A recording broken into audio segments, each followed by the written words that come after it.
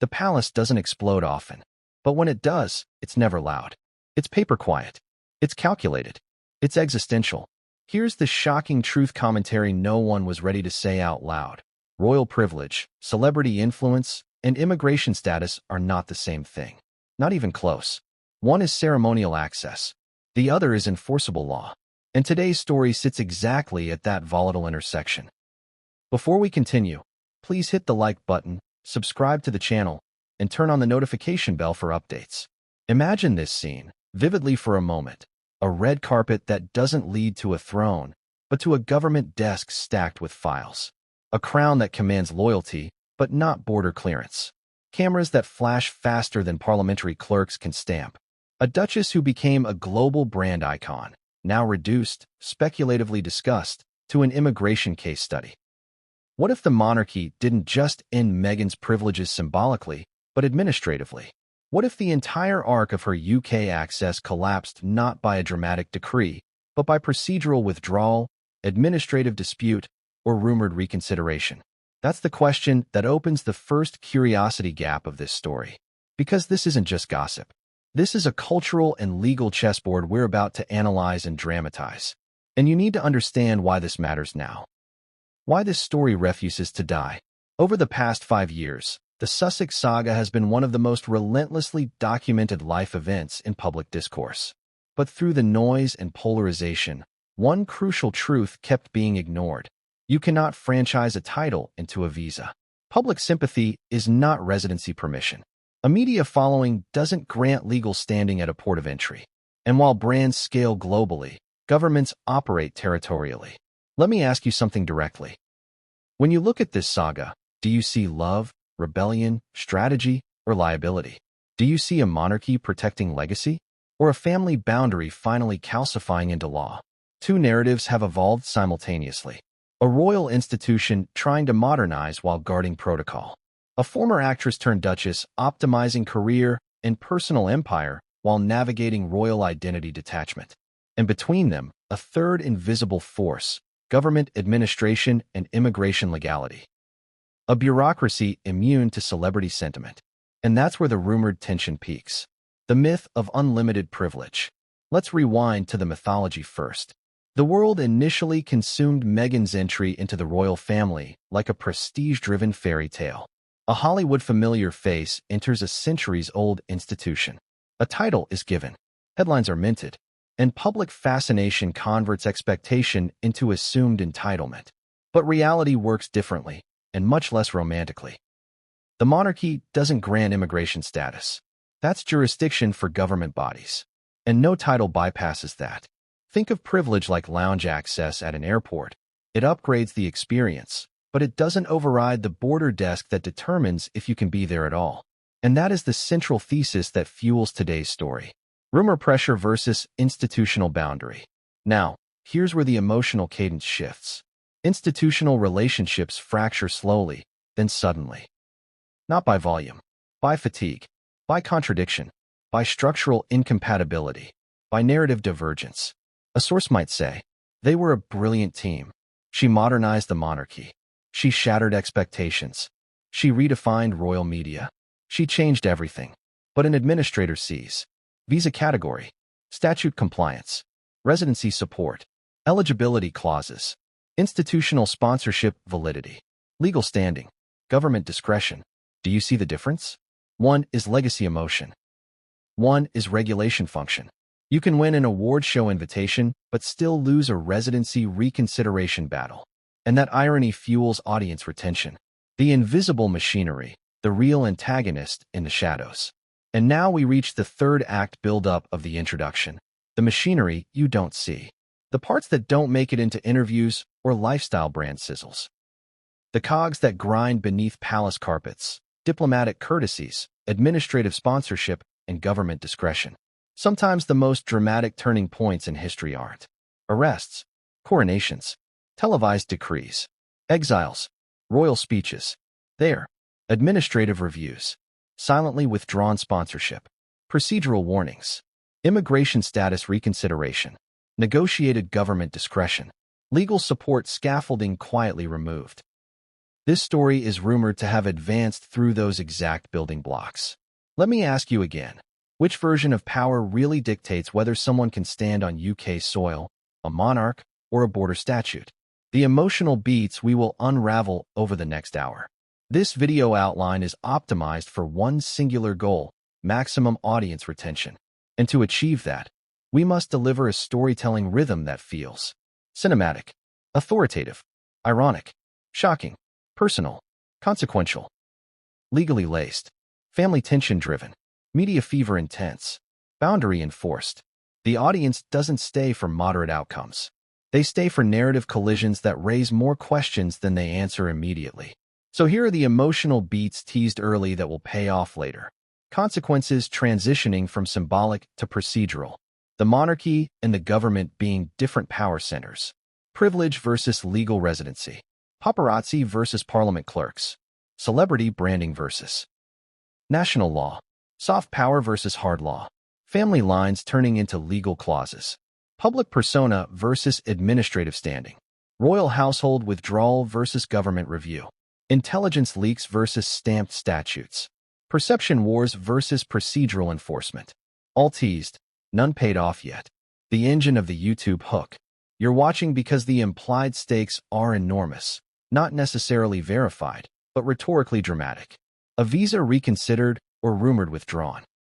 Privileges revoked administratively. Consequences now enforceable jurisdictionally. A king drawing a red line. And a global brand identity collapsing into a territorial legality debate. And no one tells these stories better than bureaucracy tells them silently, and storytellers retell them loudly. Closing mini cliffhanger. 2 letters were rumored to exist. One ended privilege, the other warned consequence. But the final document hasn't yet been publicly acknowledged. And the cliffhanger landing with maximum retention. But what came next would change everything, and no one saw it coming. Begin with a mini hook or provocative question. Weave in emotional beats, contradictions, and surprising twists. Use short, punchy lines for tension, longer ones for storytelling. Ask direct questions to the audience. Always end on a cliffhanger. Process.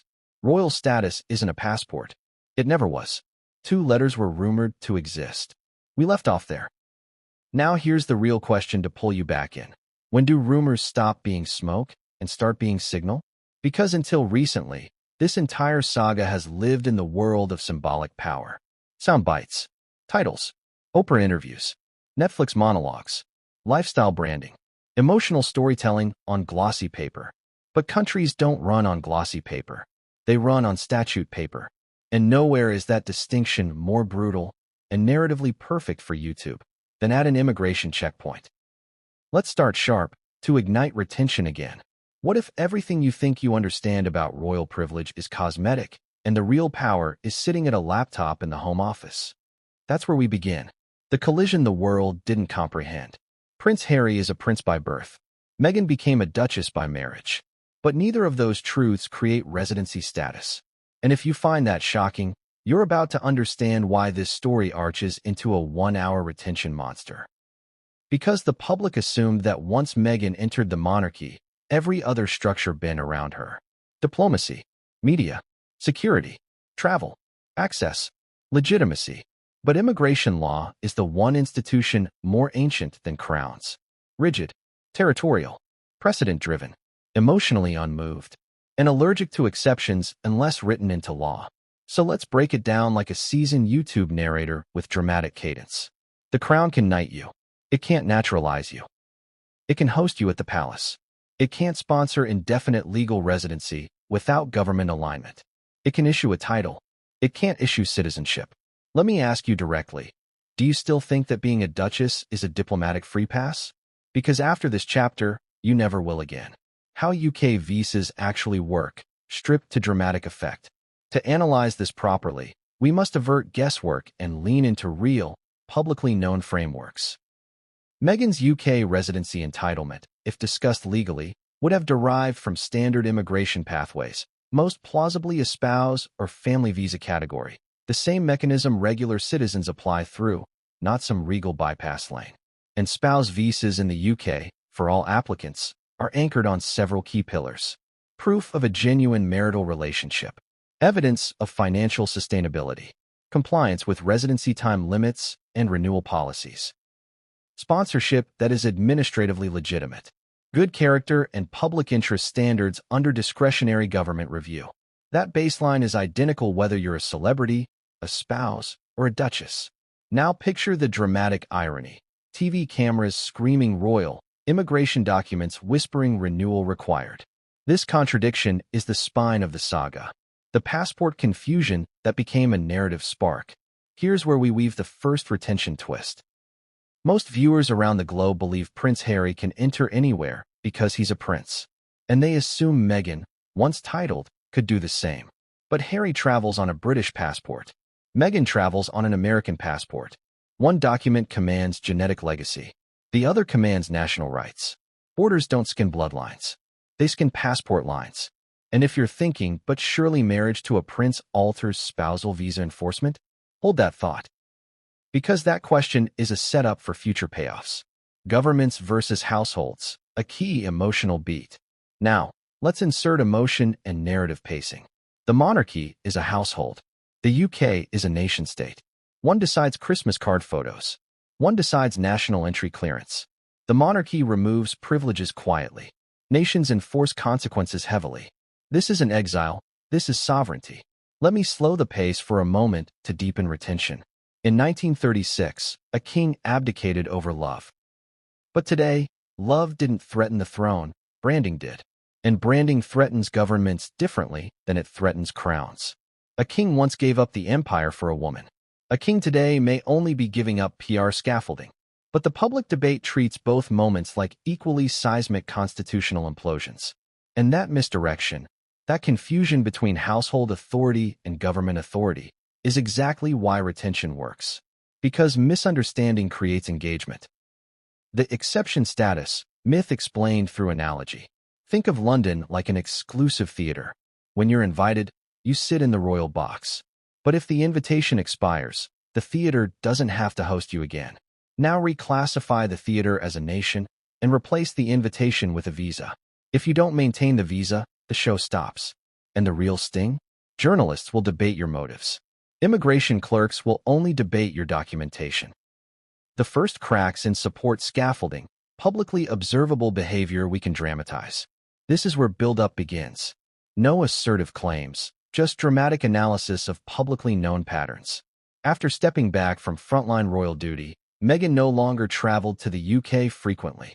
Each absence seeded speculation in the press, and each press cycle seeded narrative friction back inside Britain. You know what journalist ecosystems love more than harmony? Discontinuity. Distance. A gap in storylines. Let me ask you directly.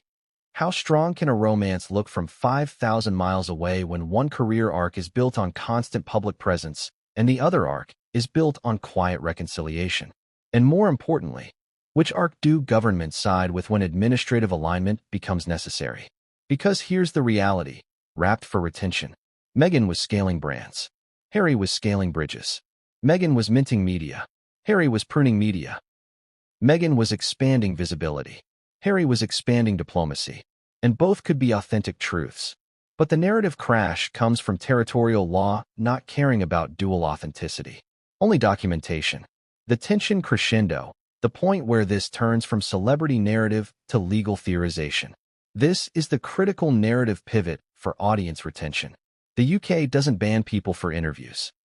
It reconsiders visas if administrative pillars no longer align with public interest discretion. That's what gave rise to this story's speculative backbone.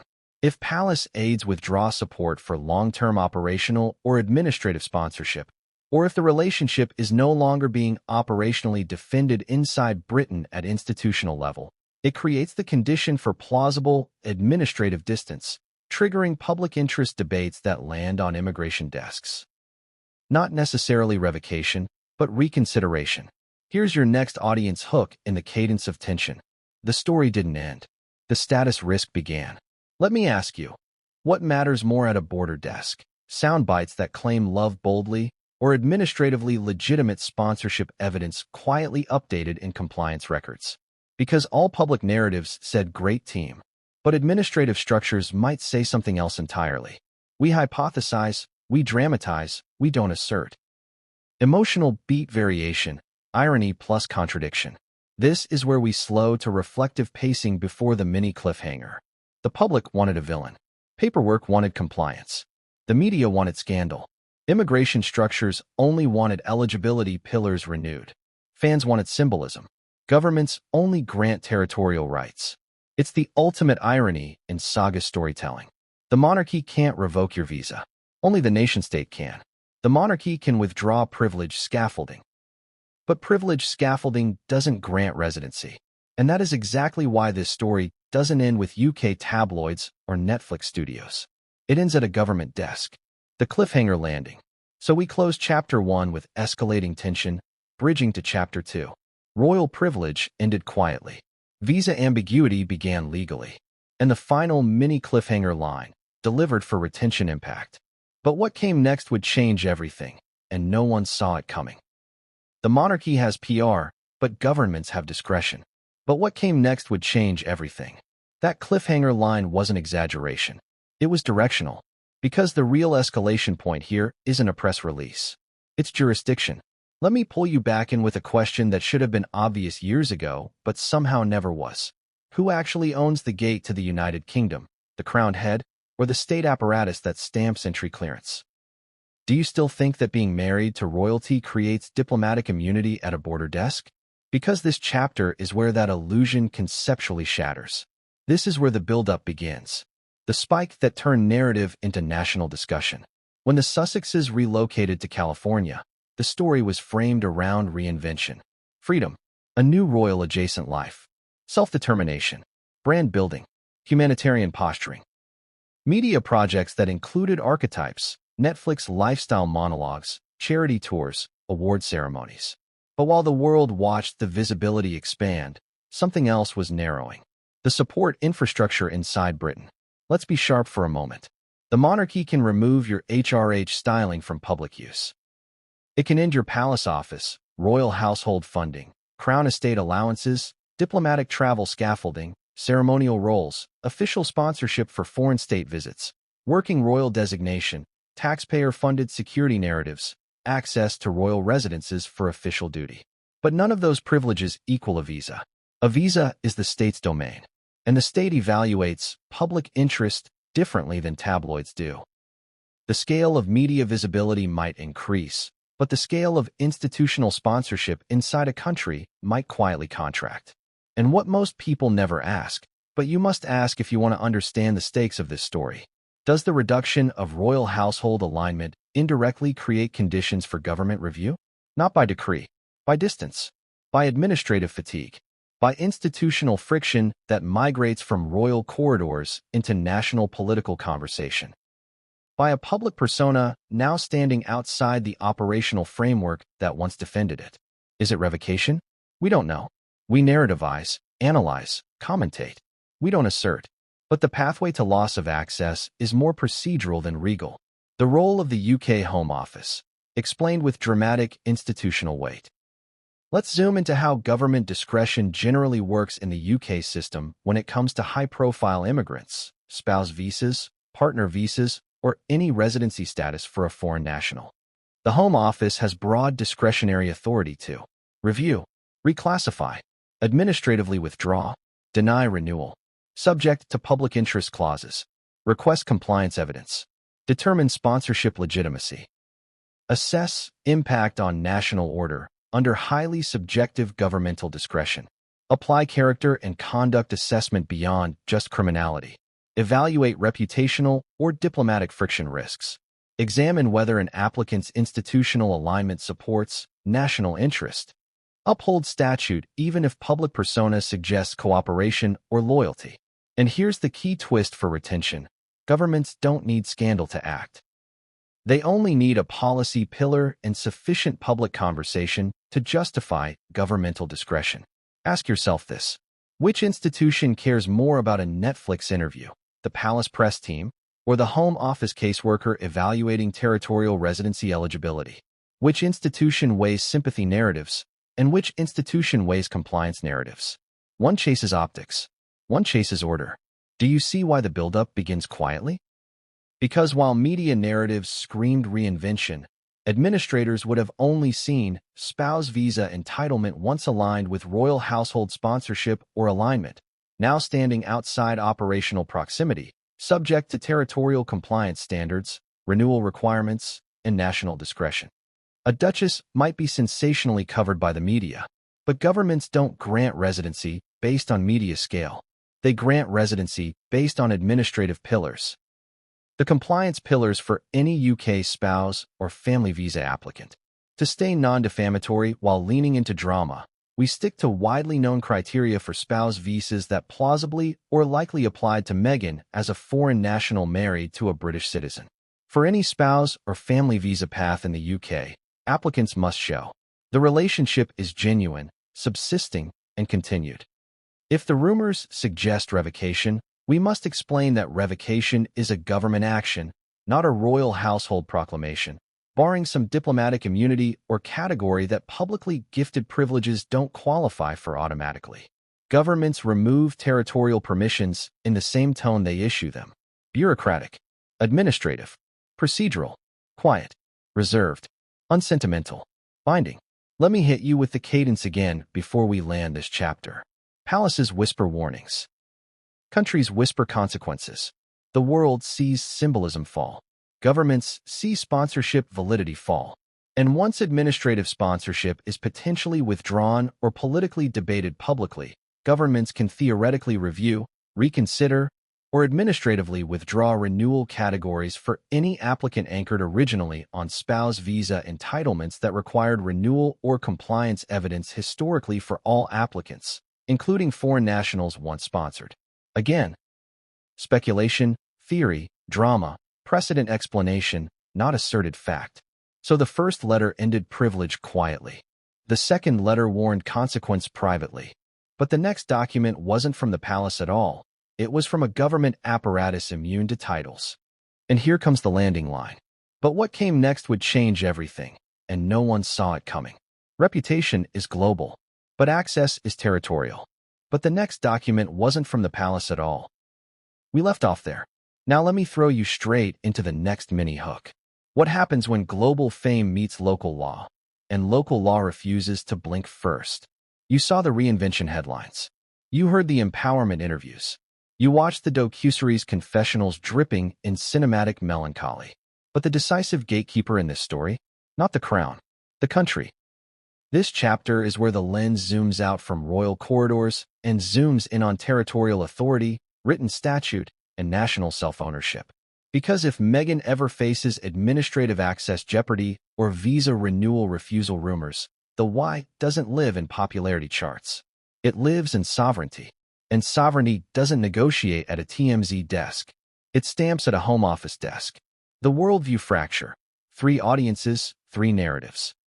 To hold retention for 2,000 plus words, we structure this like a saga inside a debate, inside a legal lecture, inside a collision course. There are 3 audiences watching this Sussex story at all times. The global public audience. The UK political and administrative audience. The royal household audience, PR arm, not statutory arm. Each audience sees Meghan differently. To the world, she's the disruptor duchess, the brand builder, the documentary narrator, the lifestyle series star, the woman who could move markets with napkin calligraphy and lemon olive oil pasta. To royal PR strategists, she was once a valuable storyteller, until the institution decided its own story needed fewer narrators and more editors. To UK administrators, she's simply a foreign national who married a UK passport holder, subject to widely applied spouse visa or entry permission pillars unless citizenship, settlement, or diplomatic status were formally granted and administratively legitimated through the proper immigration channel, not through the palace channel. One audience measures impact and influence. One audience measures impact and statute. One audience measures impact and legacy. And if privilege scaffolding dropped earlier, the spotlight turns toward administrative scaffolding next. Let me check your engagement loop by asking, when you think of power now, do you picture jewel crowns or ministerial file brown envelopes? Because those envelopes matter. And this story hinges on what's inside them. The myth of global status equals guaranteed UK stage access. This is where we inject irony early and promise payoff later. Around the world, millions of people assume that because Meghan's profile is international, the UK must grant her access permanently.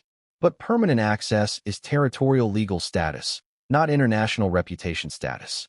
Let's fire off a barrage of short punch to contrast with slower narrative pacing. The world crowns you in clicks. The UK reviews you in clauses. Hollywood invites you by name. Britain invites you by permission category. Fans defend narrative arcs. Governments defend territorial integrity arcs. Celebrities renew relevance via platforms. Visas renew relevance via governments. Do you see it? Do you feel it? Do you get why this matters? Good. That's exactly what retention wants. Because here's what most viewers never grasped until this turning point speculation began. No one's fame auto-naturalizes them into another country. Not even a duchess. So while the media narrative arc ballooned, the territorial administrative arc stayed linear and rigid. And that is where this story derives its structural tension. Sovereignty versus soft power. The historical analogies that make this feel inevitable.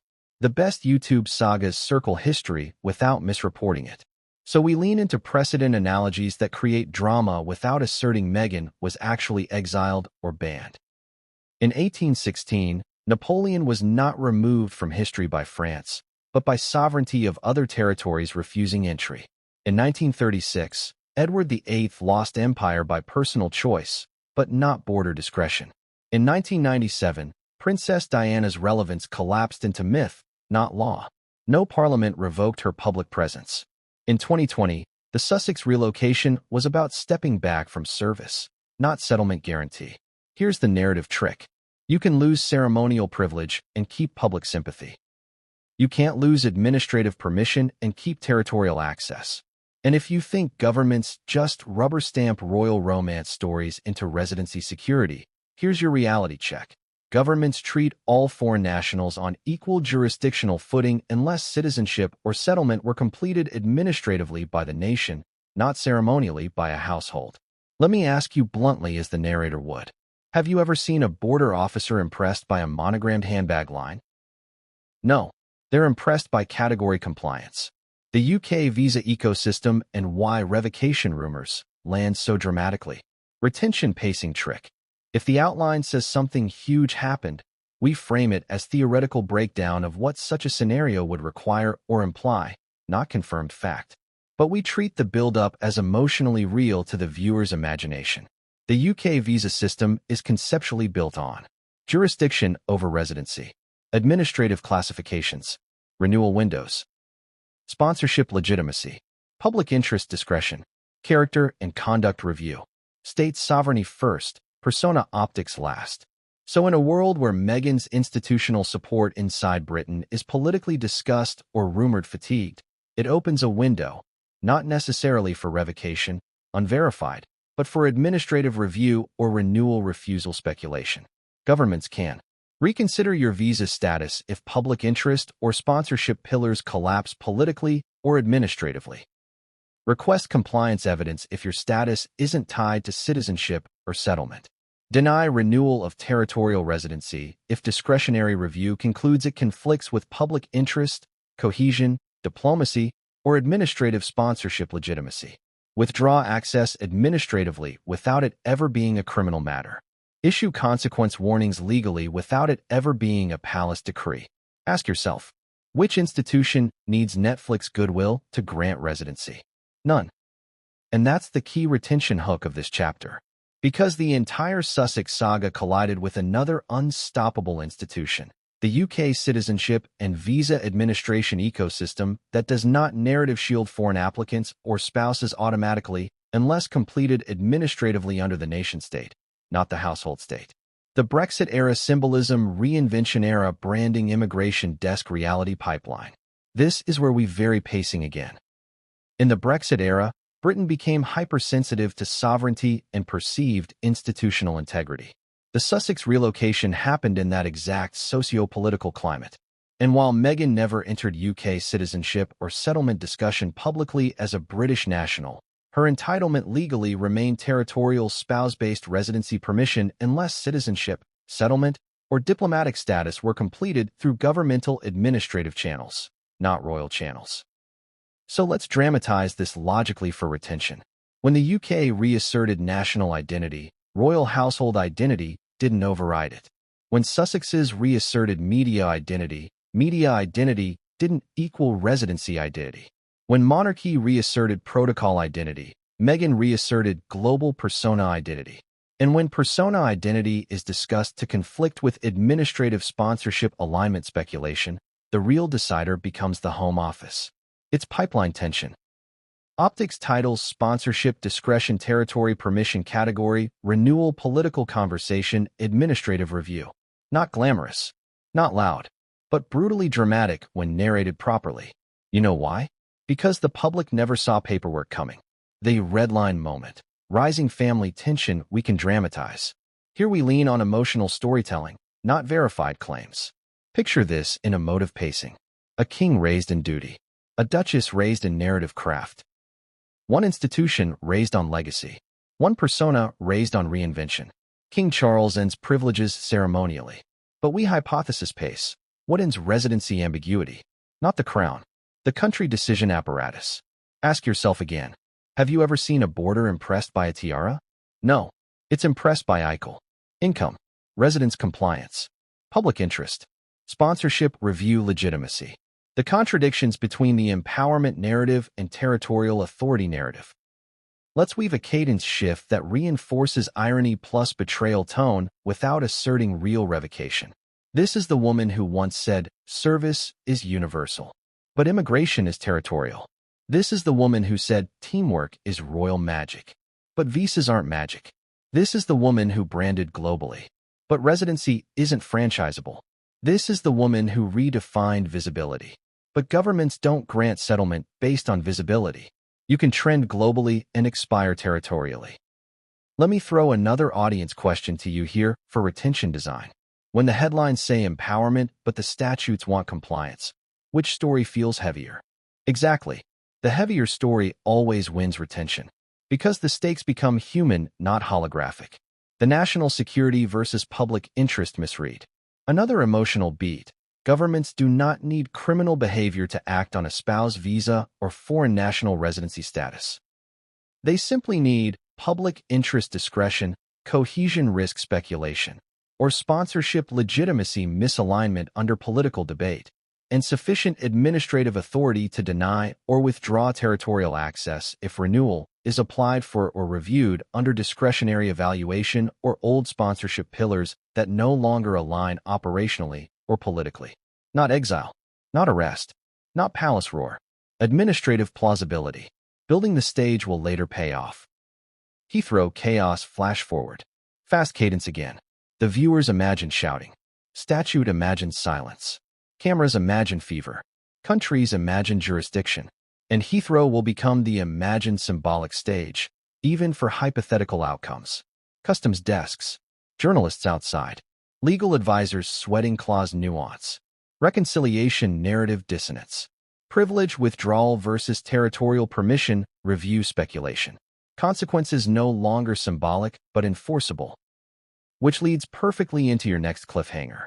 Here's how we land Chapter 3 with 1 to 2 cadence lines that reconnect to next escalation speculation. Her fame never vanished globally, but the ambiguity window territorially, that was closing fast. And the final impact cliffhanger. But what came next would change everything, and no one saw it coming. Then came the first formal warning. But what came next would change everything, and no one saw it coming. Let's reignite the curiosity gap immediately, exactly the way a YouTube expose demands. What if the most powerful moment in this story wasn't televised, but typed, sealed, and delivered?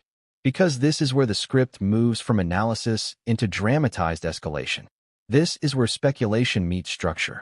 This is where the tension gets an address. This is where the warning becomes the main character. The anatomy of a royal warning, and why it feels more lethal when quiet. Royal households don't declare war. They issue protocol repositioning statements. They architect access narrowing. They instruct via advisors, courtiers, and letters drafted with the politeness of silk gloves and the inflexibility of iron gauntlets. And so when rumors surfaced of a warning letter involving UK access and revoked privileges, the public imagined a furious king and a trembling duchess. But the truth is more poetic and more terrifying from a narrative standpoint. The quietest letters hold the loudest authority. Picture it like this. A movie villain who screams? Unstable. A movie villain who writes calmly while sipping tea? God-tier scary. King Charles fits the second category by design. So, hypothetically narrating, let's imagine what such a letter would signal without asserting the real revocation happened. It would include a boundary statement, a protocol position, a removal of sponsorship alignment, a reassertion of national versus household authority, an institutional self-protection subtext, consequences teased but not enumerated yet, politeness masking jurisdictional teeth. You don't write a letter like that unless you're done negotiating ambiguity. Now let's slow down for a punch of retention nuance. Charles grew up waiting to become king. Meghan grew up waiting to become iconic.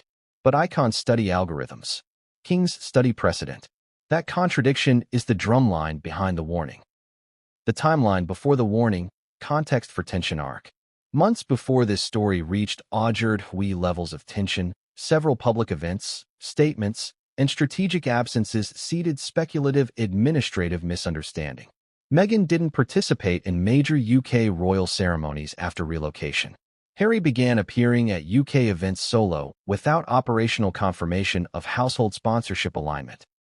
Crown-funded roles transitioned publicly from working royal to former working royal adjacent.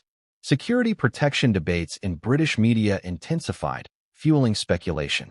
Brand-building outreach interviews increased outside the UK context, not inside it.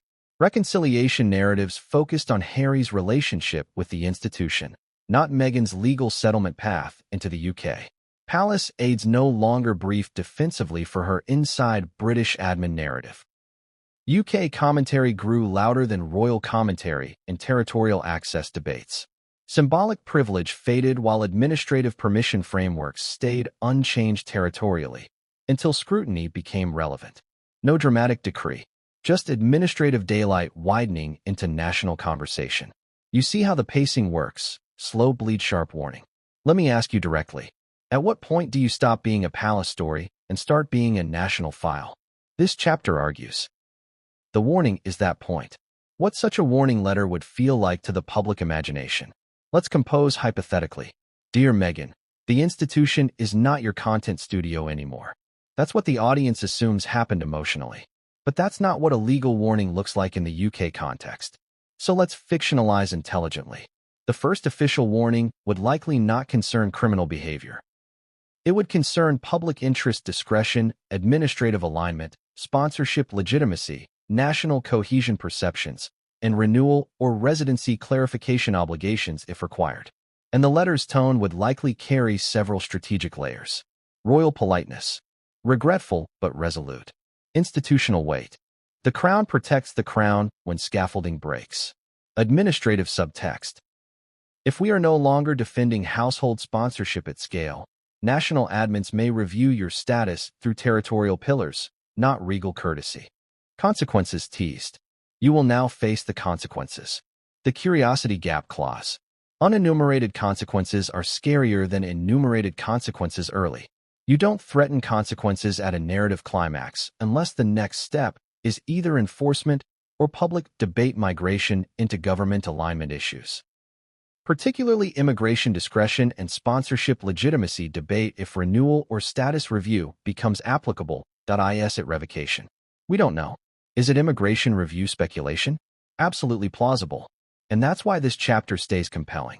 It's a clause case study with emotional stakes, not a statement of fact. The contradictions between Meghan's public persona and territorial administrative status. To YouTube audience retention standards, we must now weave emotional pacing spikes. Meghan publicly said Harry loved her boldly, but bold love doesn't beat discretionary immigration review pillars. The palace once defended her visibility fiercely, but visibility defense isn't residency defense. Harry reconciles personally with his father, but reconciliation doesn't administratively sponsor settlement for his American spouse. Fans measure influence. Governments measure renewal compliance. Brands scale globally. Immigration is territorial. The monarchy can remove badges, but not borders. A king can warn. Only the nation-state can enforce residency consequences through immigration discretion. Contradiction Spike 8. You can become royal by ceremony. You can only remain UK access compliant as a foreign national by governmental statute procedure channels if citizenship or settlement or compliance reporting is imposed or renewal discretion applies, not by palace affiliation. This chapter is not gossip anymore. It's the moment the nationality versus residency narrative winds tighten on the chessboard. And that nuance keeps retention humming. Audience engagement loop with emotional interrogation. Let me hit pause for a second and ask you, the same way the video narrator should. Did you ever imagine this would end at a government desk instead of a palace balcony? What do you think shakes harder, a crown or a stamp that decides entry permission? Do you think there was a communication Harry didn't read carefully enough? Do you think ambition or reconciliation wins international spouse visa renewal discretion if pillars are administratively misaligned or scrutinized politically? Do you think institutions bleed support before they bleed statements? Do you still think a royal title overrides sovereign immigration discretion? Hold those answers, because the next chapter will twist them further. The legal jeopardy stage we are now imagining, without asserting.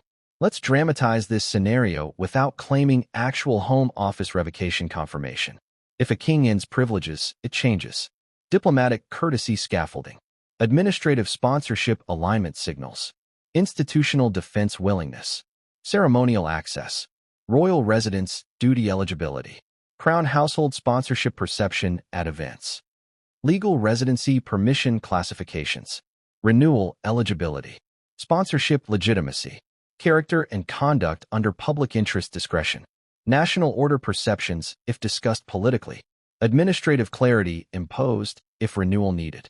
Foreign national reporting obligations if imposed. Settlements versus approvals. Discretionary government power immune to popularity. This is not monarch power anymore. This is nation-state power first narrative stage. And in this stage, documents hold more authority than interviews. Do you feel the gravity shift? Good. Because this is YouTube Retention Architecture 101, escalating stakes by jurisdiction. The historical analogy that keeps the pacing resonant. Let's plant a seed for payoff later. Kings don't need drama to revoke. Governments don't need drama to enforce. All they need is statutory authority. The warning arrived quietly. And silence carries more threat weight than fury. But the next envelope wouldn't carry a crest. And the landing cliffhanger line that pushes viewers into the next chapter.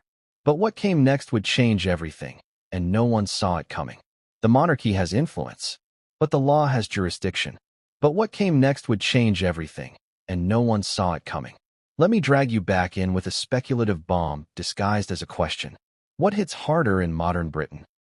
A royal command, or an immigration file stamped, public interest review pending?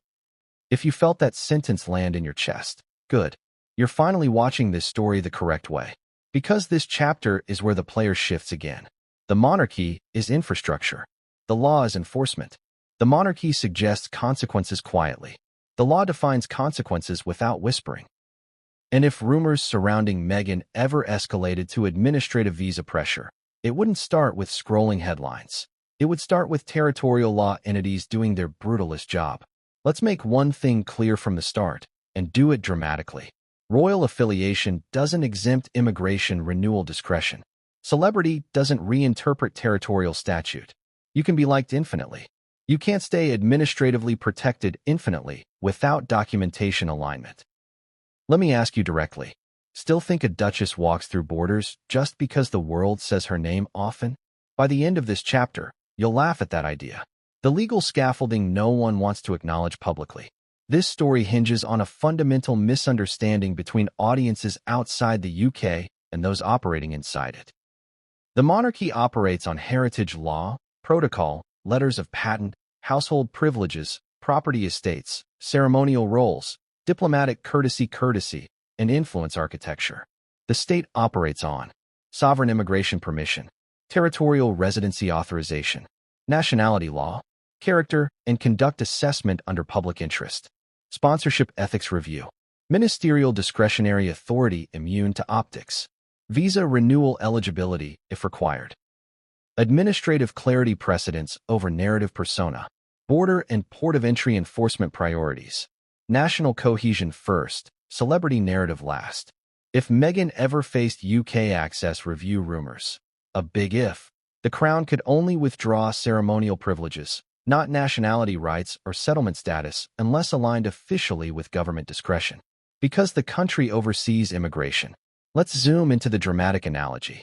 A crown is a symbol of power. A visa is a key to territory.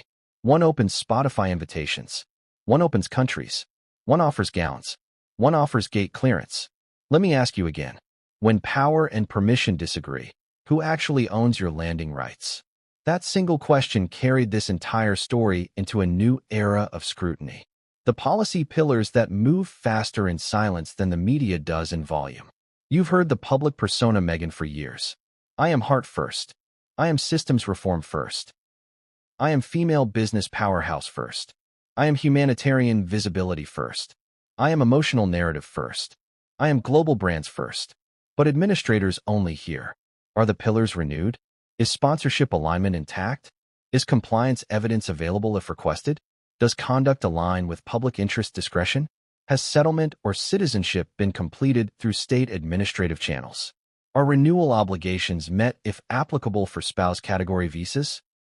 Does national cohesion or diplomatic risk perception justify administrative review? Are eligibility clauses satisfied? You see what governments love more than empowerment speeches. Clear categories. Ask yourself now if you're still watching. Do categories like celebrity, duchess, or brand builder grant administrative residency insurance? No, only completed status channels do. And this is where the palace versus government dynamic becomes narratively lethal. The quiet withdrawal of endorsement public interest escalation pipeline. Here's where we narrate the behind closed doors moment without claiming criminal or legal wrongdoing. When the palace steps back operationally, governments don't automatically step in for you. They step in on you. Not emotionally. Administratively. Hypothetically, behind scenes, here's what may have happened in the public imagination. Endorsement quietly withdrawn by royal household for working duties in the UK context. UK politicians, media commentators, and analysts debating whether privileges once granted indirectly signaled administrative sponsorship ethically for a spouse visa or similar residency category. Narrative dissonance between reconciliation-focused appearances by Harry in the UK and branding-focused appearances by Meghan outside it. Public debate migration into administrative oversight bodies territory. Government discretion becoming the real axis. Visa ambiguity speculation rising due to administrative daylight widening post-relocation. And once debate enters territorial administrative daylight, governments have broad discretionary authority to review or deny renewal requests if applicable. Let's insert the irony like a scalpel. Institutions don't have to despise you to withdraw support. They just have to stop defending you administratively. And once administrative defense ceases at household level, while political conversation escalates insufficiently aligned, territorial law structures become the next decider. Let me ask you as your narrator would. Did you ever think empowerment branding would matter more than settlement documentation at a border desk? History says no. And that's why this matters for retention. Because irony is engagement fuel. Audience retention loop. Rising skepticism and tightening jaws. Ask yourself this as you mentally picture an immigration desk stacked with files. Do you think the King of England personally revokes visas? Or do you think administrative withdrawal migrates into territorial review under discretionary government power? All we can confirm for narrative framing is that UK immigration policy frameworks don't privilege title holders administratively unless settlement, citizenship, or diplomatic immunity categories apply via administrative channels under government discretion. Privileges are household. Residency is country. Forward momentum. The letters, the silences, the shrinking scaffolds. Let's pace it like this to pad retention. She once had story momentum. Now she has jurisdiction momentum. He once had household backing for visibility alignment. Now he has appearances aligned with reconciliation narrative, not administrative spouse residency assurance for his American spouse under immigration statute. She once had a crown-adjacent brand. Brands are not renewal pillars. She once had institution defense voices speaking publicly. Defenses were quieted. And somewhere between household silence and territorial compliance, the scrutiny speculation apex hit. End with retention cliffhanger. Let's close this chapter now with a storytelling banger that leads you seamlessly into Chapter 6. The palace can withdraw privilege quietly, but only the country can withdraw access. And now the next envelope would finally reveal whose discretion was faster. And the official landing cliffhanger line you asked for. But what came next would change everything, and no one saw it coming. Heathrow becomes the stage where symbolism meets sovereignty. But what came next would change everything, and no one saw it coming. Let's start this chapter the way a 1-hour YouTube thriller reloads suspense into your veins. What if the royal box seat didn't open the UK gate, but closed it behind her instead? You've been led to believe palaces end stories, but borders finish them. And if this story ever crossed the threshold from soft privilege removal into administrative access crisis speculation, again, speculative framing, not asserted fact, the stage would not be Buckingham Palace. It would be Heathrow, a place where royalty queues with commoners, and file numbers outrank tiaras. Let me walk you through that stage like an exposé strategist architecting retention. Heathrow, a border, not a backdrop. Heathrow Terminal 5 is a cathedral of glass, steel, and jurisdiction. It is the UK's busiest airport. But for this story, it's more than that. It's a narrative equalizer. Think of Heathrow like a sovereign coliseum. No family crest waves pass. No PR biography badge influences decision engines. No resume lines hold territorial legal weight. No royal staff escorts override category compliance at the port of entry. Only passport, permission category, renewal discretion frameworks, and discretionary public interest evaluation have theoretical legal standing. Let me ground you in the dramatic irony immediately, the kind that locks a viewer into a 1-hour runtime hostage situation with curiosity. A prince flies into Britain by citizenship. A duchess flies into Britain by permission class pinned to administrative pillars and discretionary government review. One never has to renew his right. The other always has to prove hers if renewal or administrative review is triggered by any collapse of spousal entitlement pillars, sponsorship legitimacy misalignment, or public interest discretion triggers at nation-state level. And in this story's speculation, the UK's concert end is never romance narrative friction.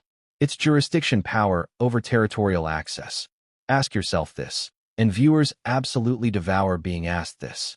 When was the last time a romance interview impressed a customs officer? Never. Customs loves compliance, not confessions. The scene the audience imagines. Now let's rebuild the speculative scene as if this were a docudrama film script, again. Rumored commentary, not asserted factual claim. Reporters outside Terminal 5, shouting. A king inside Britain, silent. Lawyers in inboxes, sweating. Couriers stamping files, indifferent. Public debating privilege, emotional. But the only entity that could theoretically pull or deny UK territorial entry or renewal discretion or spouse category residency support. The government. The Home Office. Immigration law. Sovereign statutory discretion. Not a tiara. A clause. Let me narrate the chaos visually, because retention isn't just words, it's mental imagery on a tempo loop. A camera flash goes off. A customs stamp hits louder. A reporter screams, "Why is she being reviewed now?" A caseworker whispers nothing, and whispers nothing more loudly than you think. And the quiet whisper says, authority is territorial, not titular. Settlement is procedural, not personal brand magic. Visa insurance is administrative clear pillars, not storytelling pillars. Public interest overrides persona privilege in renewal discretion. The audience might imagine. Passports slammed on desks. Privileges shredded ceremonially. Staff relationships snapping loudly. Security escorts demanding courtesy lanes. Journalists demanding explanations. British public polarization debates breathing down the neck of ministers. But ministers don't need polarization. They only need jurisdictional authority and statute pillars. The analogy that explains sovereignty better than shouting ever could.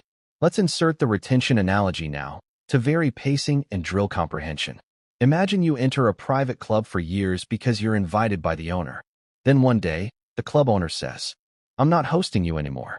But the only question that truly determines if you can return to the club's country itself is not the owner anymore. It's the national authority. Now replace the club with Britain. Now replace the owner with the monarchy household PR infrastructure. Now replace hosting with renewal or sponsorship legitimacy administrative alignment. Now replace the gate with Heathrow. You understand it? Or should I rewind the analogy again? Because royalty is access upgrades, not residency guarantees. The historical parallels that whisper inevitability without misreporting. We must remain defamation safe, so we don't say the visa was revoked. We say, here's how the real system works if such rumors were ever rooted in administrative plausibility. Britain once romanticized the idea of a woman changing a monarchy, Wallace Simpson era. But today, the monarchy romanticizes nothing at a border desk. The borders romanticize nothing at all. Because sovereignty now outranks symbolism in access and settlement permission classes. You can lose your royal financing publicly. You can lose your HRH usage publicly. You can lose ceremonial patronages publicly. You can even lose household protection courtesy lanes publicly. But those are palace decisions. Territorial access permission renewal or settlement remains solely under national discretionary government and immigration law power-first administrative channels. And once administrative defense willingness might have faded or household backing voices have gone silent operationally, hypothetical settlement ambiguity or spouse visa renewal scrutiny can be politically discussed as eligible or relevant for discretionary government review or renewal denial as a territorial access reconsideration matter under public interest evaluation. Not popularity, not ceremony, not romantic precedent, but statute. The stakes rising for Harry as a subplot in retention design. Now let's cut over to Harry for a micro-emotional beat that we will pay off much later, as retention architecture requires teasing early, payoff late. Harry wanted reconciliation quietly. Meghan wanted empowerment loudly, outside UK context. 2 career arcs, 2 pacing engines, 2 emotional cadences. One wants the monarchy legacy. One wants personal empire legacy. But governments don't process 2 pacing engines at immigration desks. They process 1 applicant at a time, 1 passport at a time, 1 permission class at a time, 1 public interest discretionary review theory at a time, 1 institute at a time. Let me ask you this, because YouTube viewers love being a jury in the comments. Do you think Harry was prepared for the consequences of institutional scaffolding realignment collapsing into territorial permission review speculation? Because someone in this story, at the briefing table or inbox core your imperative drafting desk, wasn't. But we won't know who yet. Because that payoff sits at Chapter 12+. Retention design, remember? The Chapter 6 ending cliffhanger that pushes viewers into 7. Let me land the chapter into memory like a final arc hook that escalates imagined stakes without asserting defamation. Heathrow wasn't the storm. It was the shoreline where storms are processed by permission category. And the UK would now administratively decide what PR never could. And the exact cliffhanger banger you requested, crafted to push to the next act. But what came next would change everything, and no one saw it coming. Is it revoked or reviewed? The distinction rewired the stakes. But what came next would change everything, and no one saw it coming. Let's reopen the curiosity gap in a way that shoves the audience forward instead of letting them breathe. Do you think a headline can outrank a homeland? Because for the longest time, the world consumed Meghan Markle's story like a dominion of optics. Trending narratives, fashion montages, charity cameos, podcast monologues, viral sympathy arcs. But residency isn't governed by reach. It's governed by rules. And what most people never interrogated, until this story pivot point, is the difference between ceremonial privilege removal and administrative access or visa review speculation. If you're here, you're finally asking the right kind of questions. Because if any portion of the Sussex drama ever crossed into territory access speculation, it would hinge on one brutal truth of government machinery. The monarchy narrates identity. The Home Office validates eligibility for presence. One is a story. One is a system that has no genre. Reviewed versus revoked, why wording becomes warfare. Let's frame it explicitly as commentary speculation, so we don't assert defamation. We have not confirmed Meghan's UK visa was formally revoked. We are analyzing the stakes and plausibility of what a revocation rumor would logically or rhetorically imply, or what a major administrative visa review could mean territorially and structurally for someone whose original spousal residency entitlement category could have required administrative alignment under government discretion. And that distinction is everything. Let's dramatize why it matters. Revoked implies finality. Drama. Termination. The end of access. Reviewed implies discretion. Process. Reclassification risk. Renewal jeopardy. Administrative narrowing. Political conversation gravity. One ends the show. One ends the ambiguity runway before the show can continue. From a retention standpoint, reviewed is scarier. Because revocation is a period. Review is a question mark that taps its foot impatiently. The visa ecosystem doesn't collapse on impulse. It collapses on legitimacy. This is where we start injecting surprising publicly known structural facts and convert them into narrative pressure points. The UK visa governance system has several characteristics that make these rumors narratively lethal. Discretionary authority is intentionally broad. Residency categories can be reclassified without criminality. Renewal can be denied on public interest grounds without scandal theatrics. The Crown is not a co-signer on immigration approvals. Permission to enter is not proportional to popularity. Sponsorship legitimacy can be questioned even when love legitimacy is not. Territorial rights do not merge by marriage. Only status merges by completed settlement. Diplomatic courtesy travel access ends the moment institutional alignment confirmation ends. Caseworkers don't answer questions. They create them. Let's punch this out like we're reading the file numbers out to you. The UK never gave Meghan citizenship. Only public title. Harry is citizenship armored. She is permission armored unless settlement is completed. The palace might stop endorsing, but endorsement is not entrance clearance. You can lose a royal balcony, but still need a national runway. It's one thing to stop being invited to Windsor Castle. It's another to have your access reviewed by a structure that defines who belongs on the island at all. Let me ask you directly. Do you think Meghan would have needed visa renewals if she ever intended to reside in the UK long-term on spouse entitlement categories?